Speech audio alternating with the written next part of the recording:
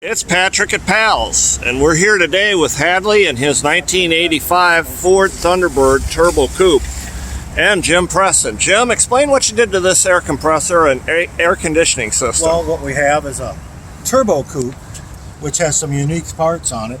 Like the compressor is only unique to the turbo coupes. These and the Mustangs with the turbo 4 cylinders.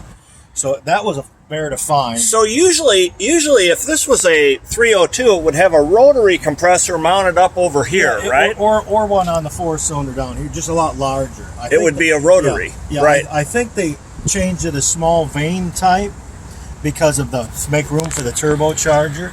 So this was only made for like 1984, 5, and 6, right? When they made the turbo coupes. I think it was 85 to 87. I'm not certain. So it was unique to the turbo, and we were able to find an OEM compressor and mount it on this car. A gentleman in, I think, Illinois had a new old stock sitting on the shelves. Now you've done some other things to this. You put on new hoses as well.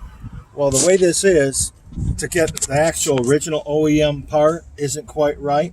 You can't find, but they do sell the accumulator, so we got a new accumulator and just put a new line on it. Shiny stuff in Put it there.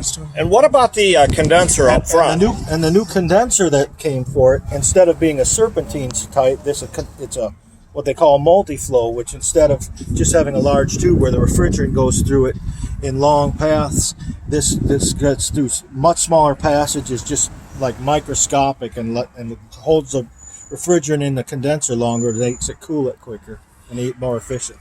And I think you said you had, 40-degree air coming out of this? The vents had measured 40 degrees yesterday. 40 degrees and no humidity. Hadley should be cool shifting his turbo coupe down the road. If you've got a Ford Thunderbird Turbo Coupe, bring it to Pals. See you soon.